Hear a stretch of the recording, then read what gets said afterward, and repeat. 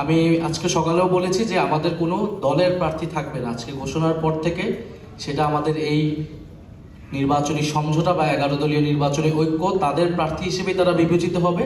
এই মুহূর্তে আমরা উপস্থিত হয়েছি যেখানে আমরা সংস্কারের পক্ষে থাকা, বাংলাদেশের আজাদির পক্ষে থাকা এবং বৈষম্য বিরোধী, দুর্নীতি বিরোধী বাংলাদেশের পক্ষে থাকা অনেকগুলো রাজনৈতিক দল একত্রে একটি প্ল্যাটফর্মে এসেছি, যেখানে আমরা ঐক্যবদ্ধভাবে আসন্ন জাতীয় নির্বাচন এবং গণভোটে অংশগ্রহণ করব বলে সিদ্ধান্ত নিয়েছি।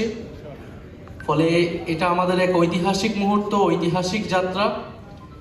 এটা যেমন একই সাথে নির্বাচনী সমঝোতা, একই সাথে রাজনৈতিক গুরুত্ব অপরিসীম।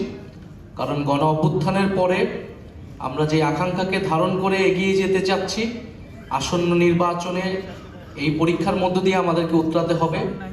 ফলে আমাদের সেই গণ অভ্যুত্থানের আকাঙ্ক্ষিত বাংলাদেশ, আমাদের মহান মুক্তিযুদ্ধের সাম্য, মানবিক মর্যাদা এবং সামাজিক সুবিচারের বাংলাদেশ, এবং আমাদের 1947 সালের যে আজাদির লড়াই, সকল ঐতিহাসিক লড়াইকে ধারণ করে আমরা এই আসন্ন নির্বাচন এবং গণভোটে একত্রে কাজ করব, ঐক্যবদ্ধ কাজ করব।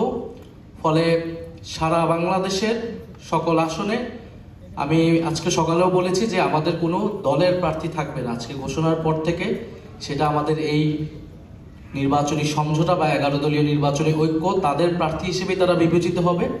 এবং আমরা সবাইকে সহযোগিতার মাধ্যমে জনগণের পক্ষে, হ্যাঁর পক্ষে আমরা এই নির্বাচনকে ফলাফল নিয়ে আসব এবং বাংলাদেশ সামনের দিকে এগিয়ে যাবে, এটাই আমাদের প্রত্যাশা। আসসালামু আলাইকুম।